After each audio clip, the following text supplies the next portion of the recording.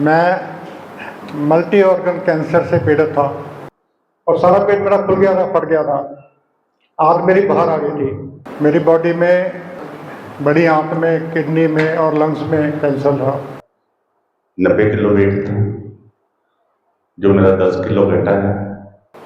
सर्वप्रथम हम सुरेश भाई बंसल जो पंचकुला से आए हैं, जो एक योद्धा हैं, फाइटर हैं, अपनी बीमारियों से फाइट करके जीवन में इतने सुंदर बदलाव उन्होंने लाए हैं और सेवा के लिए भी हमेशा तत्पर रहते हैं।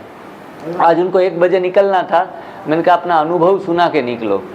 डेड एंड को छू कर आए हैं, शायद आज होते भी नहीं, लेकिन अपनी सेल्फ हीलिंग पावर, सही समझ, आहार के ऊपर संयम, फास्टिंग का आधार लेके उन्होंने नया जीवन पाया है।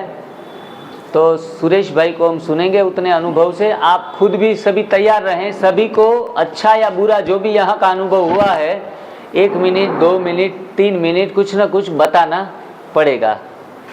जी हेलो जीन के इस शिविर के तीसरे दिन आने का मौका मिला। सबसे पहले इसके लिए मैं रामविलास जी का हृदय से धन्यवादी हूँ कि वो NDS की इसको ज्योत को बड़े अच्छे से जलाए हुए हैं। 3 साल से वो रेगुलर कैंप लगा रहे हैं, उसका कोटि कोटि धन्यवाद करता हूँ। साथ में जिग्नेश भाई जो आपको स्वस्थ रहने वाली गंगा में गोते खिला रहे हैं, उनका भी बहुत बहुत आभारी हूँ, धन्यवादी। जैसा कि इन्होंने बताया, मैं मल्टी ऑर्गन कैंसर से पीड़ित था। मेरी बॉडी में, बड़ी आंत में, किडनी में और लंग्स में कैंसर था। और कैंसर एक ऐसी बीमारी है जिसका पहले से कोई आभास नहीं होता, कोई सिम्टम बॉडी में इसके पहले से नहीं आते, जबकि इसको बनने में कई साल लगते हैं। ये नहीं कि कैंसर आज आपने कुछ खाया कल कैंसर हो गया। 5 से 10 साल का पीरियड होता है इसको डेवलप होने का। वैसे तो कैंसर सेल हर एक ही बॉडी में होते हैं, लेकिन इनकी एक सीमा होती है जिसको CEA टेस्ट बोलते हैं, वो 4 से ऊपर नहीं जानी चाहिए। तो इसका बहुत मैंने सुना, जब से पता चला है 3री या 4थी स्टेज में ही इसका पता चलता है, क्योंकि उस टाइम इसका भयंकर अटैक बॉडी के उस ऑर्गन पे आता है। मेरे साथ भी ऐसा ही हुआ था, अचानक पेट में पेन हुआ, PGI गए तो पता चला टेस्टों के बाद के कैंसर है और 4th स्टेज का है। बड़े खुशकिस्मत होते हैं वो लोग जिनका किसी और कारण कोई और टेस्ट हुआ जिससे वो कैंसर भी डिटेक्ट हो गया। मान लो किसी का एक्सरे होया या अल्ट्रासाउंड हो गया या कोई ब्लड का ऐसा टेस्ट हुआ जिसमें वो डेवलपमेंट उसको नज़र आ गई डॉक्टर को, है ना। बड़े जिसको फर्स्ट या सेकंड स्टेज पे पता चलता है। तो उससे पहले रूटीन की लाइफ जी रहे थे आम लोगों की तरह। खाना पीना भी जैसा आम दुनिया का वैसा ही हमारा था। चटपटा भी खाना, तला फला भी खाना, शादियों में भी खाना, पार्टियों में भी जाना, सब कुछ आम नॉर्मल लाइफ जो आज के जीवन की 90-95% लोग जी रहे हैं, वैसे हम भी जी रहे थे और अपने आप को स्वस्थ समझ रहे थे कि मैं स्वस्थ हूँ। या आया तो एकदम दिमाग घूम गया भी, ये कैसे हो गया। तो इलाज के दौरान अपने आप को थोड़ा मजबूत किया और सोचा कि इसको ठीक किया जा सकता है। उस टाइम 2-3 हस्तियां ऐसी मेरे दिमाग में आई, जैसे एक आनंद पिक्चर थी, आपने देखी होगी, पुराने लोगों ने, राजेश खन्ना की पिक्चर थी। उसको कैंसर हो जाता है, उसने बड़ा स्ट्रगल करके बड़ी खुशी खुशी से उसको गले लगाया। क्रिकेटर थे युवराज सिंह, उनको कैंसर हुआ था। वो मेरे दिमाग में आया कि जब उनका ठीक हो सकता है तो मेरा क्यों नहीं हो सकता। इस तरह की इंडिकेशन मेरे मन में आनी शुरू हुई, पॉजिटिविटी आनी शुरू हुई।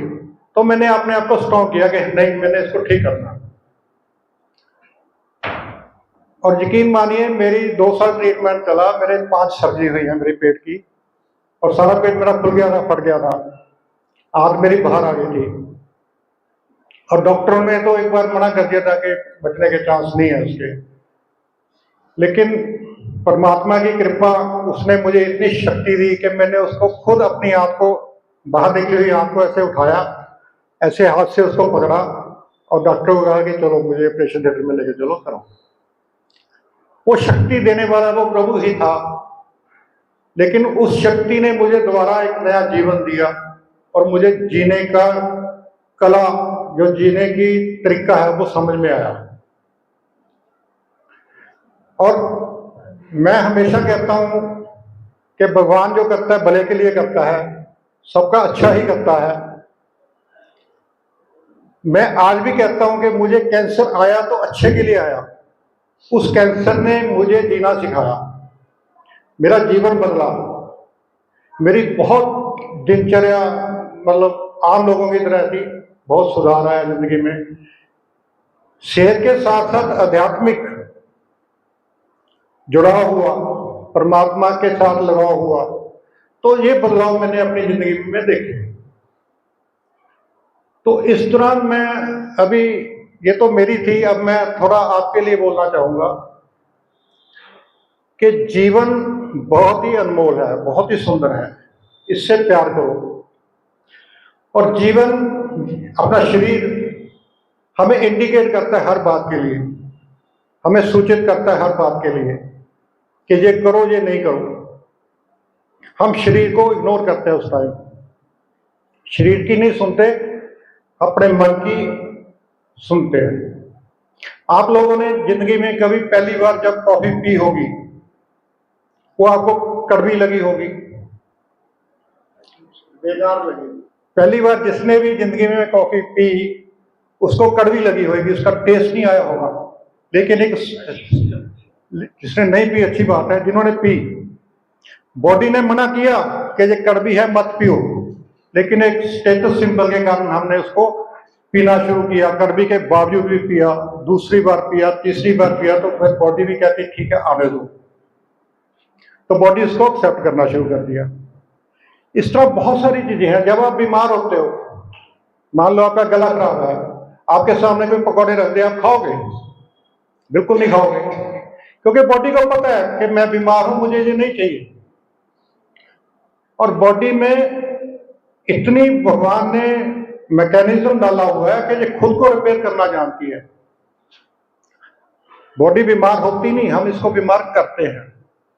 उसके बावजूद बॉडी अपने आप को रिपेयर करना जानती है, लेकिन हम फिर भी रिपेयर करने नहीं देते। मान लो शुगर है,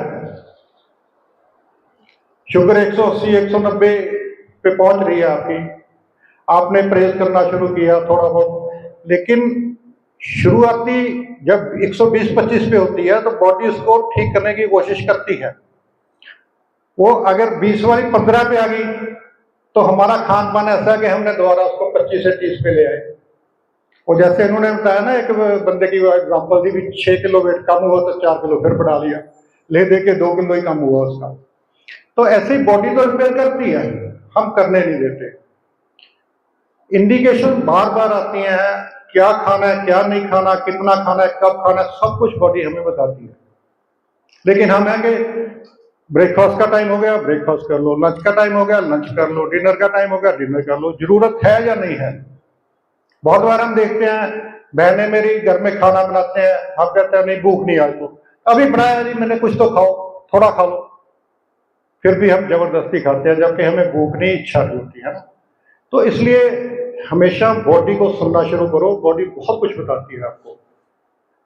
इसको सुनोगे तो स्वस्थ रहोगे, बीमारियों से दूर रहोगे। आगे की बात एनडीएस में जो लोग नए आए हैं उनके लिए थोड़ा,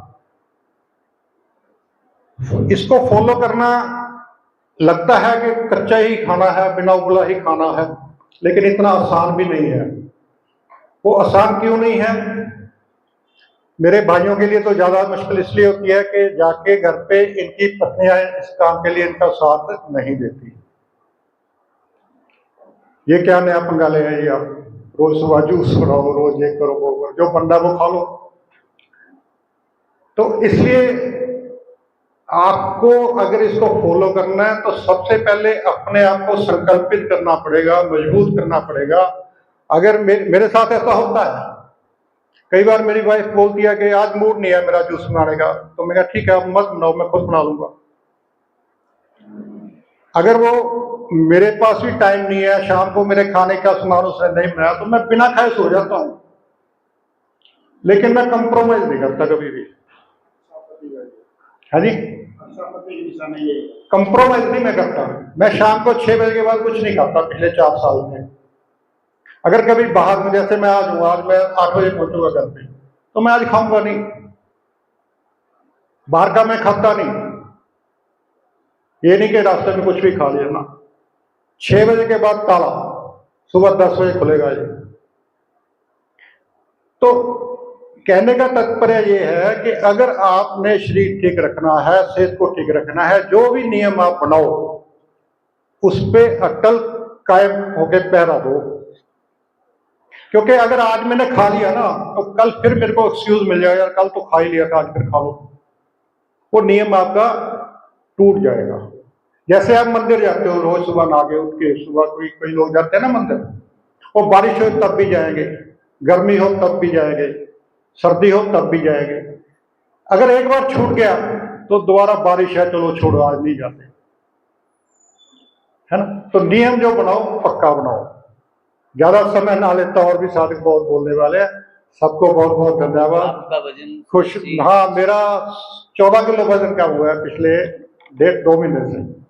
मैं सूरत गया था इनके क्या उसमें आश्रम सेंटर में, तो तब से फॉलो, वैसे पहले भी मेरी डाइट एनडीएस जैसी ही थी, लेकिन जब से एनडीएस को फॉलो किया 2 महीने से, तो मैं बहुत ज्यादा अपने आप को मजबूत समझ रहा हूँ, एनर्जेटिक समझ रहा हूँ। जैसे ये बताते हैं ना छाल मार के, मैं भी अब छाल मारने लग गया ऊपर से नीचे। बहुत बहुत धन्यवाद।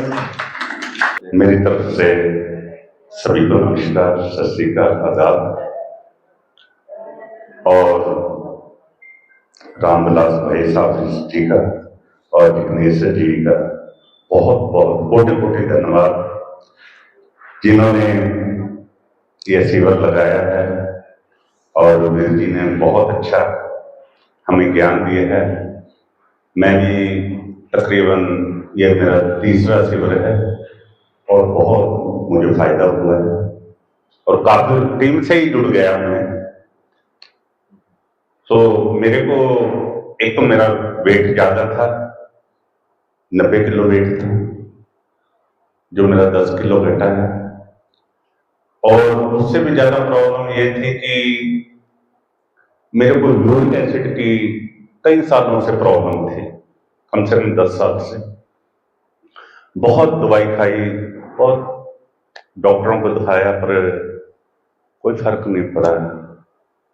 तो जब से एनडीएस में आए हैं, अब बिल्कुल लेवल में आ गए और कोई ज्यादा टाइम भी नहीं हुआ, बहुत फर्क पड़ा। बहुत बहुत धन्यवाद इनका, बहुत बहुत थैंक यू।